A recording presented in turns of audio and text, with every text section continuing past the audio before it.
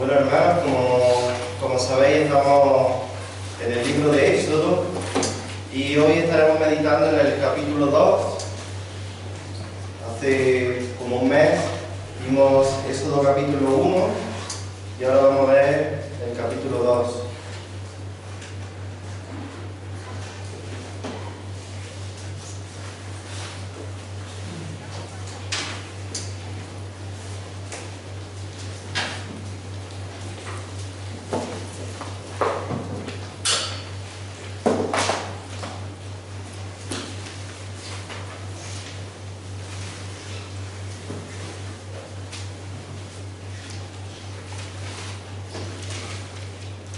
Efesios capítulo 2, y dice así nuestro pasaje: un varón de la familia de Leví fue y tomó por mujer a una hija de Leví, la que concibió y dio a luz un hijo, y viéndole que era hermoso, le tuvo escondido 3 meses.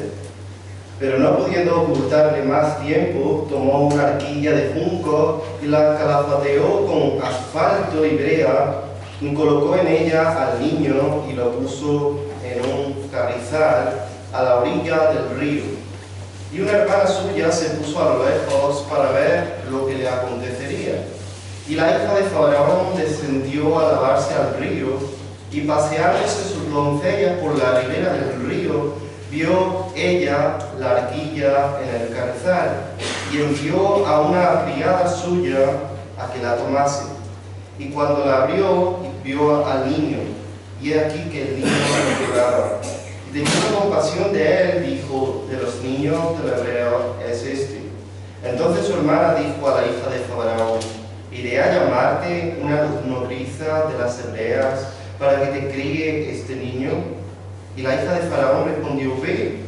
Entonces fue la doncella y llamó a la madre del niño, a la cual dijo la hija de Faraón: lleva a este niño y críamelo, y yo te lo pagaré.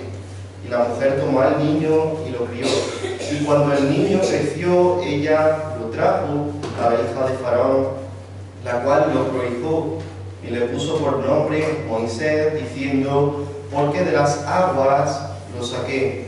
Versículo 11. En aquellos días sucedió que, crecido ya Moisés, salió a sus hermanos y los vio en sus duras tareas, y observó a un egipcio que golpeaba a uno de los hebreos, sus hermanos. Entonces miró a todas partes, y viendo que no parecía nadie, mató al egipcio y lo escondió en la arena. Al día siguiente salió y vio a 2 hebreos que reñían. Entonces dijo al que maltrataba al otro: ¿por qué golpeas a tu prójimo? Y él le respondió: ¿quién te ha puesto a ti por príncipe y juez sobre nosotros? ¿Piensas matarme como mataste al egipcio? Entonces Moisés tuvo miedo, y dijo: ciertamente esto ha sido descubierto. Oyendo Faraón acerca de este hecho, procuró matar a Moisés, pero Moisés huyó de delante de Faraón y habitó en la tierra de Madián. Estando sentado junto al pozo, 7 hijas que tenía el sacerdote de Madián vinieron a sacar agua para llenar las pilas y dar de beber a las ovejas de su padre. Mas los pastores vinieron y las echaron de allí. Entonces Moisés se levantó y las defendió y dio a beber a sus ovejas. Y volviendo a ellas a Reuel su padre, él les dijo: ¿por qué habéis venido hoy tan pronto? Ellas respondieron: un varón egipcio nos defendió de manos de los pastores, y también nos sacó el agua y dio de beber a las ovejas. Y dijo a sus hijas: ¿dónde está? ¿Por qué habéis dejado a ese hombre? Llamadle para que coma. Y Moisés convino en morar con aquel varón, y él dio su hija Séfora por mujer a Moisés, y ella le dio a luz un hijo, y él le puso por nombre Gersón, porque dijo: forastero soy en tierra ajena. Versículo 23. Aconteció que después de muchos días murió el rey de Egipto, y los hijos de Israel gemían a causa de la servidumbre y clamaron, y subió a Dios el clamor de ellos con motivo de su servidumbre. Que oyó Dios el gemido de ellos, y se acordó de su pacto con Abraham, Isaac y Jacob. y miró Dios a los hijos de Israel y los reconoció como Dios. Vamos a orar.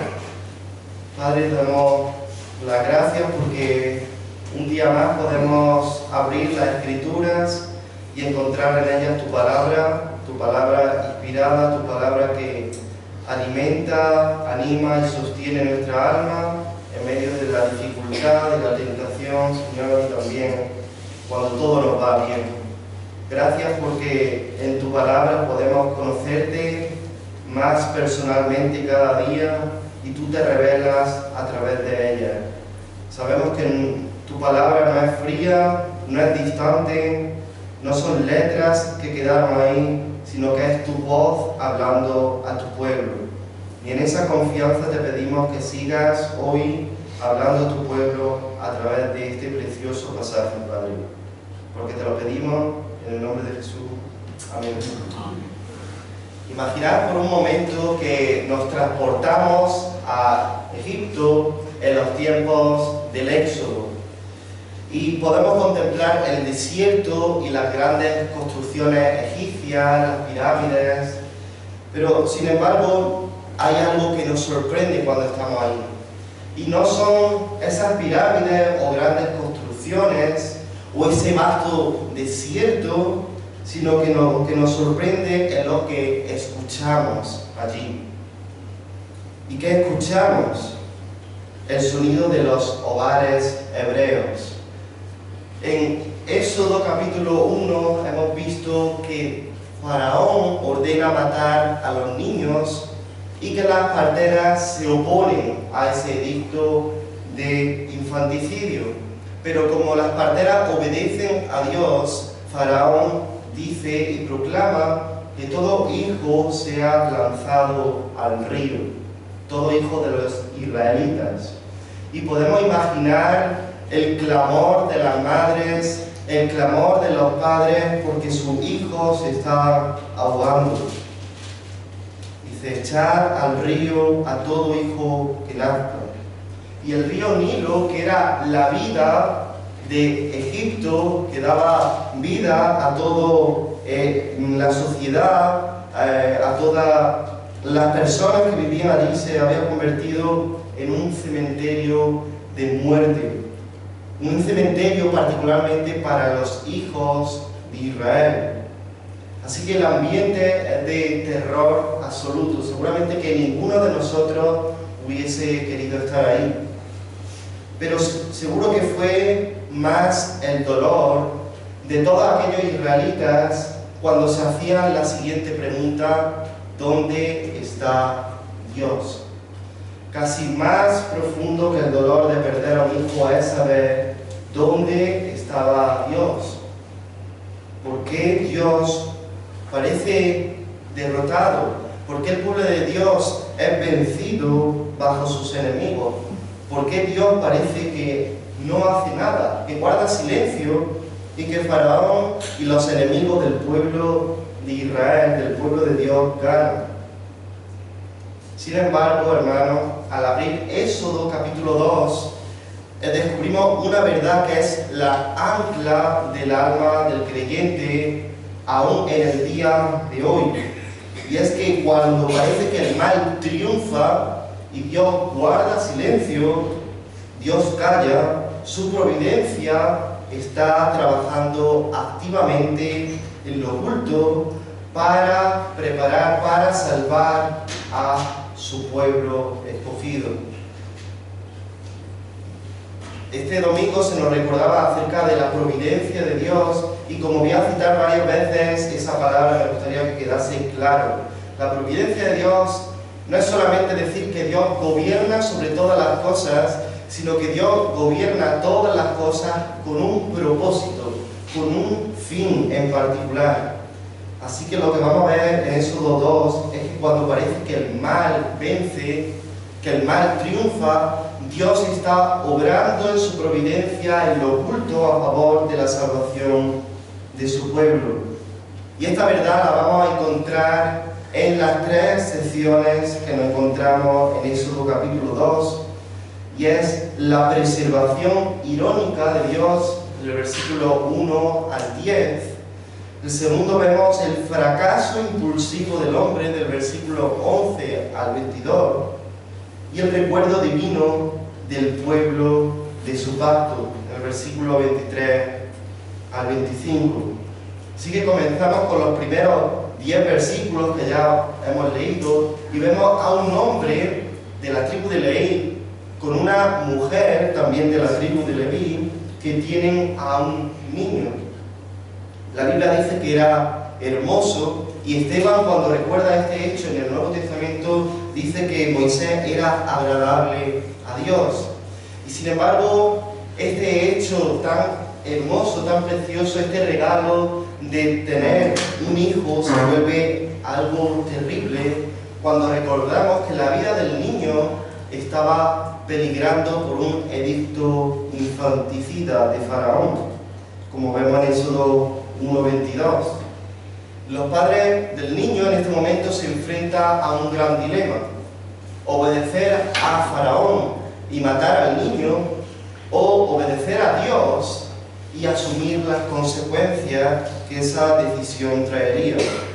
Pero ellos toman la decisión correcta, aunque no la más fácil, y esconden al niño. Nos dice el texto que durante 3 meses preservaron su vida. Pero cuando el niño crecía, también crecían esos llantos y esos lloros, por lo cual se volvió imposible esconder al niño. Así que tuvieron que tomar una triste decisión. Y fijémonos lo que hace la madre de Moisés en el versículo 3. Dice que no pudiendo ocultarle más, tomó una arquilla de junco y la calafateó con asfalto y brea y colocó en ella al niño y lo puso en un carrizal a la orilla del río. Fijémonos, hermanos, que aquí la madre del niño no pierde su fe. Ella no tira la toalla obedeciendo a Faraón, sino que sigue confiando en Dios. Y esto lo vemos en la forma en la que puso al niño en el río. La palabra hebrea usada aquí para arquilla, es que la madre puso en una arquilla al niño en la orilla del río. Esa palabra hebrea usada aquí como arquilla es la misma palabra que se utiliza para el arca de Noé.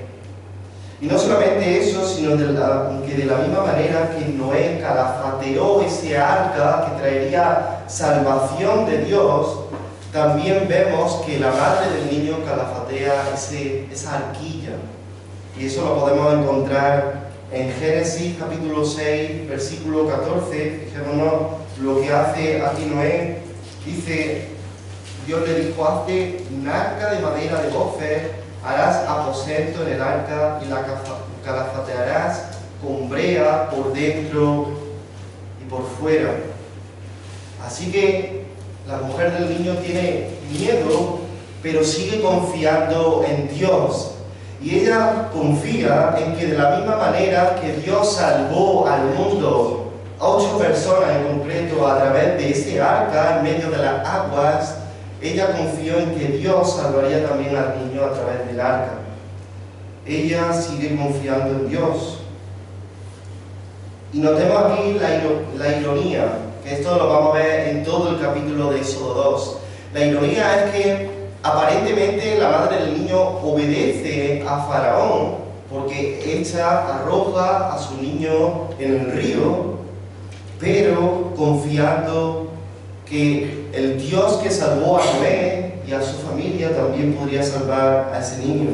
Así que en medio de un río de aguas de muerte, la madre confía en que Dios podría salvarlo a través de un arca.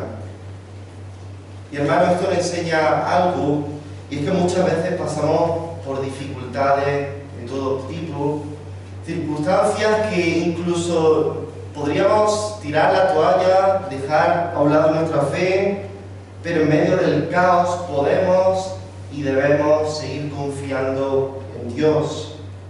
Aunque el mundo alrededor nuestro se conmueva, como dice el Salmo capítulo 46, Dios sigue siendo nuestro amparo y fortaleza, nuestro pronto auxilio en las tribulaciones.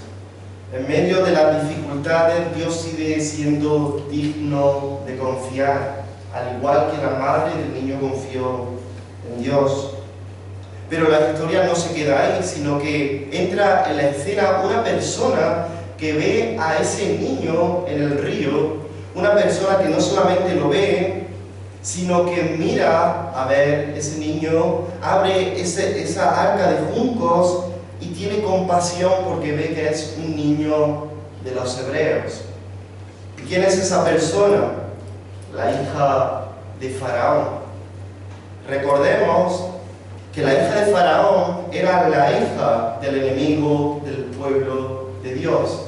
De todas las personas que podían haber descendido y bajado a ese río, el río Nilo, baja la hija de Faraón, la hija del asesino de los niños, la hija del enemigo del pueblo de Dios. Y esto obviamente, hermanos, no es por suerte, por azar o por casualidad, sino que es la providencia de Dios, que como hemos explicado es el gobierno de Dios dirigido para sus propósitos redentores en Cristo. Así que de todas las personas, Dios decide mover el corazón de la princesa egipcia para tener compasión de un niño débil, indefenso de los hebreos. Un niño que su padre, el padre de esa hija de Faraón, había sentenciado a muerte. Y la ironía de esta escena se vuelve aún más evidente en los versículos 7 al 9. ¿Qué encontramos en esos versículos? Encontramos que la hermana del bebé, es decir, Miriam, sugiere a la hija de Faraón, que no por casualidad estaba ahí, sino por la voluntad de Dios, estaba ahí la hermana de Moisés, y le propone una idea a la hija de Faraón, y es que ese niño sea criado por una de las nodrizas hebreas, una persona, una mujer que se encargaría, siendo hebrea, del cuidado y la crianza del niño. A la hija del Faraón le parece bien esa idea y llama ¿a quién? A su propia madre, a la madre del niño. Sin saberlo, la hija de Faraón está poniendo en la mano del niño, al cuidado de ese niño, a su propia madre. Así que no solamente la hija de Faraón rescata al niño del río, sino que paga a la madre del niño para que críe a su propio hijo, bajo la protección real.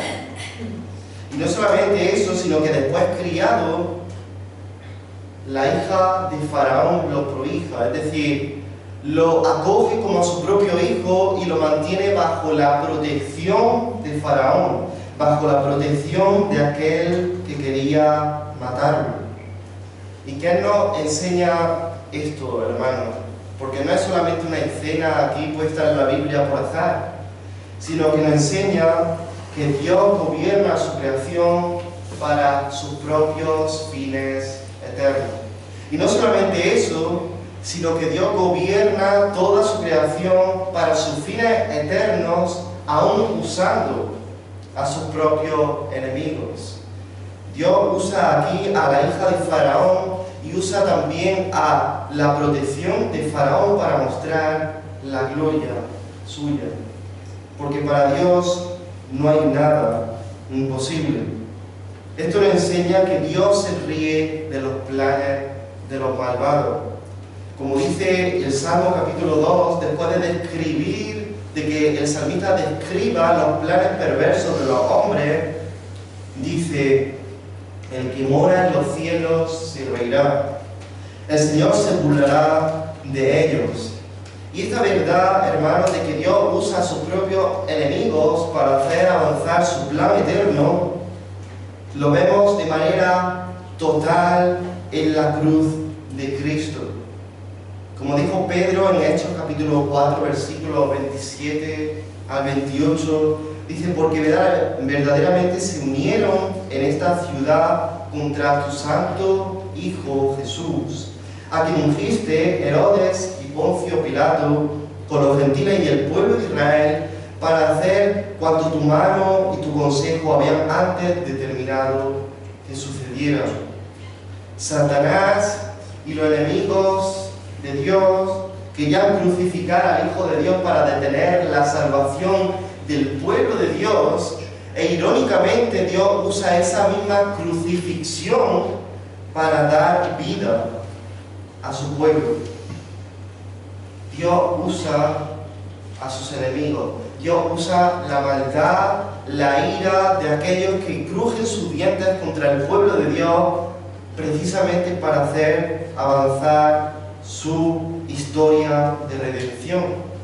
Y para mostrarnos, no solamente a la iglesia, sino a todo el mundo, que quien está en el trono no son los hombres poderosos, no son las decisiones incorrectas o correctas de los hombres, sino quien está en el trono es Dios.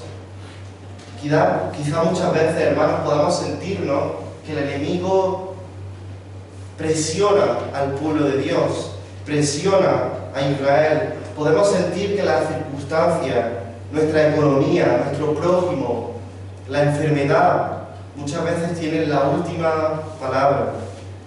Sin embargo, Éxodo 2 nos da un mensaje de aliento, un mensaje de esperanza. Y es que al igual que con la madre del niño, Dios puede usar todas esas cosas, la enfermedad, un jefe malo, personas que nos tratan mal, sea donde sea, incluso nuestra propia familia, que vaya en contra de nosotros. Dios usa a nuestros propios enemigos para bendecirnos. Dios usó a la hija de Faraón para pagar, para bendecir a la madre del niño por su obediencia, por su fe en Dios. Y de la misma manera nuestros enemigos, muchas veces Dios hace que nos bendiga, hace que nos traten bien. Así es la manera que Dios hace muchas veces para recompensar nuestra buena conducta y animarnos a seguir comportándonos bien, aunque nos den mal. Como dice el Salmo capítulo 23, me encanta cómo expresa esa verdad el salmista: Dios es capaz de preparar mesa delante de ti, delante de su pueblo, aún en presencia de nuestros angustiadores. Su mano invisible, hermano, construye y calafatea un arca de salvación a pesar de que nosotros no veamos sino las aguas de muerte. Dios sigue obrando en lo oculto. Pero la historia aquí da un giro drástico en el versículo 11 y pasamos de la cuna de un niño pequeño de 3 meses allá un Moisés de unos 40 años, tal y como nos dice Hechos capítulo 7. Aquí vemos a Moisés crecido, siendo un príncipe de Egipto, educado en toda la sabiduría, poderoso en palabras y en obras, como también nos dice Esteban en Hechos capítulo 7. Y en el versículo 11 dice que salió a sus hermanos y vio sus cargas. Vio las cargas de la servidumbre de los israelitas. Moisés sabe quién es, sabe que pertenece al pueblo de Dios, que es hebreo, aunque haya sido educado en el palacio del rey, pero él no pierde su identidad y se identifica con el pueblo de Dios, con el pueblo de Jehová. ¿Y cuál es su deseo, su anhelo, su celo correcto y su buena intención? Liberar a su pueblo de sus cargas. ¿Y qué hace? Pues vemos en el versículo 12 que al ver a un egipcio que golpeaba a sus hermanos, mató a ese egipcio y lo escondió. Pero aquí está el problema. Moisés tenía un buen celo, tenía el deseo de que el pueblo de Dios fuese libertado, tal y como Dios también lo deseaba. Sin embargo, Moisés usó de su propia fuerza humana y en su propio tiempo. Él pensaba: soy un príncipe, tengo autoridad, tengo fuerza, tengo espada, yo voy a librar a Israel por mis propias fuerzas. Pero miremos el resultado del obrar del hombre, el obrar de Moisés en sus propias fuerzas. En el versículo 14, incluso de manera profética, dos hebreos que están discutiendo y se pone Moisés entre medias, les dicen: ¿quién te ha puesto a ti por príncipe y juez sobre nosotros? Y la respuesta es clara: por ahora nadie lo había puesto por príncipe.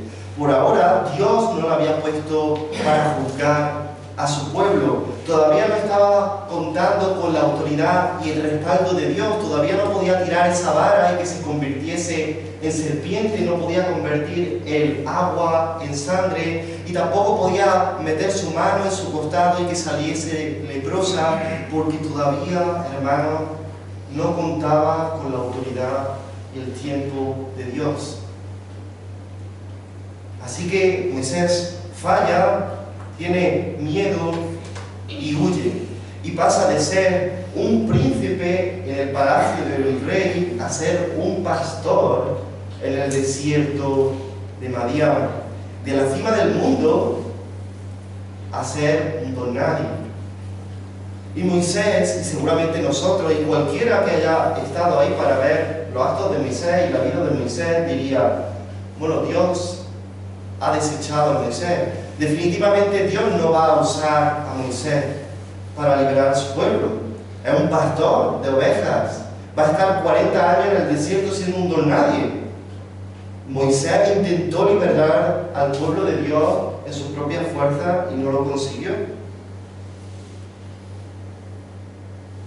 Pero vemos a un Moisés que está siendo probado, que está siendo preparado por Dios.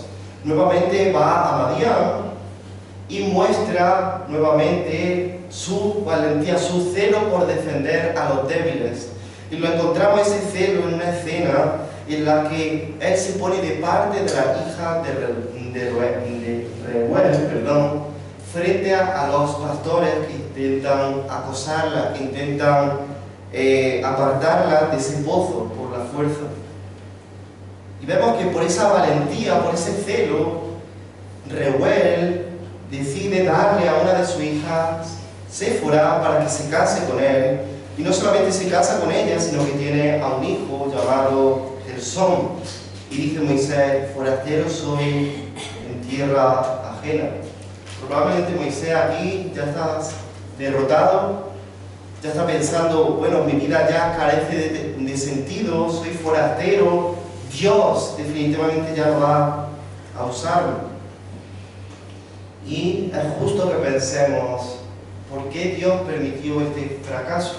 ¿Por qué Dios esperó 40 años para definitivamente usar a Moisés? ¿Por qué lo dejó 40 años cuidando a unas ovejas que ni siquiera eran suyas? Y encontramos una idea muy importante, y es que el libertador de Dios no puede confiar en sus propias fuerzas y actuar en esas fuerzas. El libertador de Dios, en este caso Moisés, tenía que ser vaciado de uno mismo.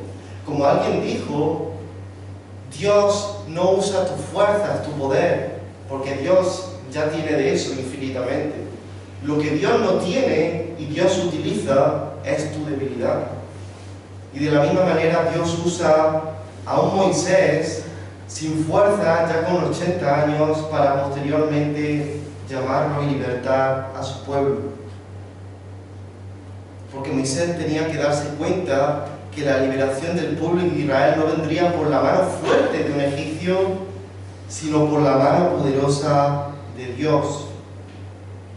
Dios tiene, no solamente con Moisés, sino con nosotros, que derribar nuestro ego para aprender a confiar en Él, para aprender que Dios es quien va a obrar a favor de la salvación de su pueblo y no nosotros. No por nuestra fuerza, no en nuestro tiempo, sino esperando en Dios. Muchas veces nosotros intentamos arreglar nuestra vida con nuestras propias fuerzas, incluso servir a la iglesia, predicar el Evangelio, criar a nuestros hijos para que se conviertan en el Evangelio, pero lo hacemos en nuestras fuerzas, imponiendo nuestro celo, que aunque correcto, es un celo que no está aprobado por Dios. Muchas veces necesitamos ese Madián para que el Señor nos ayude a que aprendamos a depender de Él. Así que, hermanos, no nos desalentemos, porque el desierto, cuando parece que Dios nos ha dejado, que Dios no nos está usando, el desierto es necesario para aprender a confiar en Dios. Y precisamente en el desierto que Dios lleva a los hombres y mujeres que Él quiere usar. Así que no es en nuestro tiempo, no en nuestra fuerza, sino en el tiempo y en la fuerza del Señor. Lo único que debemos hacer es esperar en Dios y ser pacientes a lo que Él va a hacer. Y en la tercera parte, del versículo 23 al 25, llegamos a la última sección y vemos 4 verbos maravillosos acerca de lo que Dios hace con su pueblo. Vemos que en el versículo 24 y 25, Dios oyó el gemido de ellos, se acordó de su pacto, miró a los hijos de Israel y los reconoció. Dios no es como nosotros, que se olvida de sus promesas. Dios se acuerda perfectamente de sus promesas, y el hecho de que Dios no obre en ese momento no significa que Dios se haya olvidado de su pueblo que sufre. Y cuando la Biblia dice de que Dios se acordó de su pueblo, no es que de repente se acordase de que Dios tenía un pueblo en Israel, en Egipto, que estaba sufriendo, sino que cuando dice se acordó, es que Dios en ese momento va a actuar. Dios de alguna manera se mueve y se conmueve ante el dolor y la aflicción de su pueblo como en ninguna otra circunstancia. Así que vemos que Dios oye, no es sordo al clamor de su pueblo. Dios recuerda porque no olvida sus promesas, y Dios mira porque no es ciego al sufrimiento de su pueblo. Y no solamente eso, sino que al final dice que Dios conoce a su pueblo y nos da esa sensación de intimidad. Dios conoce personalmente y está involucrado en la vida de su pueblo. Dios conoce su dolor. Así que Dios siempre es fiel a sus promesas, se acuerda de su pacto, y Dios va a librar a su pueblo de la mano opresora de Faraón. Hermanos, Dios nunca, a pesar de que aparentemente Dios está obrando en lo oculto y no lo vemos, Dios nunca se olvidó de su pueblo, ni en Éxodo capítulo 1, ni en Éxodo capítulo 2. Hermanos, recordemos que aunque Dios parecía estar ausente, Dios preparó a una mujer con fe para que guardase al niño en vez de obedecer al rey. Dios, aunque parecía ausente, usó a la hija de Faraón para preservar la vida del niño. Aunque parecía ausente, Dios usó la protección de Faraón para criar y preparar a Moisés. Y aunque parecía ausente, Dios preparó al libertador, a Moisés, en el desierto, para posteriormente obrar la salvación de su pueblo. Y para finalizar, hermano, en Éxodo capítulo 2 encontramos la figura de un libertador, Moisés. Moisés fue salvado de la muerte en su infancia, dejó el palacio real para identificarse con su hermano esclavos, fue rechazado por su propio pueblo, fue exiliado y aún siguió defendiendo a los débiles. Era un buen libertador, pero Moisés falló. Falló al matar a un hombre y tener que huir de la mano de la ira de Faraón. Moisés era un siervo fiel, pero su celo desmedido le llevó a fracasar. Así que Moisés no estaba apuntando a un libertador perfecto, a un salvador perfecto, sin pecado, sin celos carnales, sin que actúe en sus propias fuerzas. La historia de Éxodo 2 nos deja anhelando un salvador del pueblo de Dios, que realmente lo salve perfecta y completamente, que actúe en el tiempo de Dios y en las fuerzas de Dios. Y ese es el Evangelio.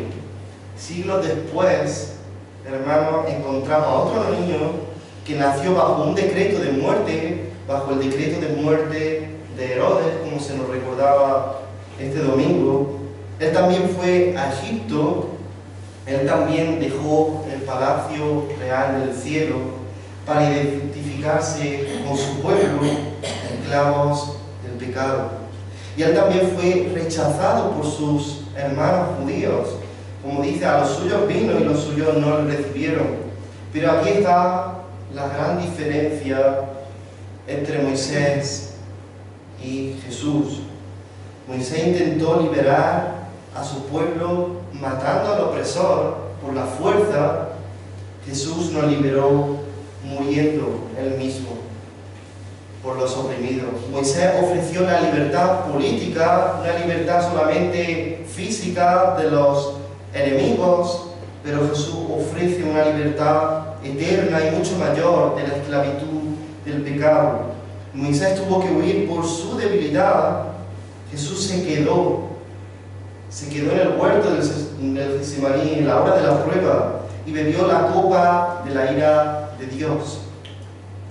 Hermanos, si nos sentimos muchas veces como el pueblo de Israel, esclavos, vencidos por algún pecado, por alguna situación, por algún problema, pensamos que la iglesia de Dios está siendo oprimida, que está siendo derrotada, los poderes del maligno y los enemigos del pueblo de Dios están venciendo, están floreciendo, aplauden sus propias maldades, parece que todo está perdido, pero en ese momento, hermanos, en vez de confiar en nuestras fuerzas como el joven Moisés, debemos confiar en el gran yo soy, en Jesucristo, en aquel que sigue y seguirá estando pendiente y cuidando a su pueblo. Nuestra mirada está en Dios, que Él obra en lo oculto de nuestra vida para salvar a su iglesia y establecer su reino. Él se acuerda de ti y de mí todos los días. Tus problemas no son ajenos a Él. Él no se ha tapado los oídos para escuchar, no se ha tapado sus ojos para ver tus problemas. Confiemos, hermanos, como este pasaje nos enseña, en que Él gobierna todas las cosas para su propósito eterno, aunque no veamos ese obrar de Dios. Y aunque estemos en el Nilo, como Moisés, en una canasta frágil de la vida, las manos del Rey siempre están sobre nosotros. Vamos a orar. Gracias, Padre, porque tu palabra siempre nos habla. Y en esta meditación hemos recordado que tú cuidas y que tú salvarás a tu iglesia, aunque aparentemente Satanás esté ganando. Sabemos cómo termina la historia y es Jesús viniendo en su gloria y sometiendo a sus enemigos y nuestro enemigo bajo el estrado de sus pies. Ayúdanos a confiar que tú obras en nuestros enemigos para nuestro bien, Padre, y que a pesar de que no entendamos lo que estás haciendo, ayúdanos a confiar de que tú eres fiel a tus promesas y que tú nunca te olvidas de tu iglesia.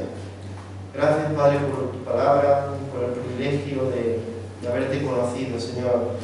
Que podamos seguir extendiendo ese reino de los cielos con mansedumbre, sometidos a ti, en tu fuerza y no en la nuestra, y esperando en tu tiempo y no en el nuestro.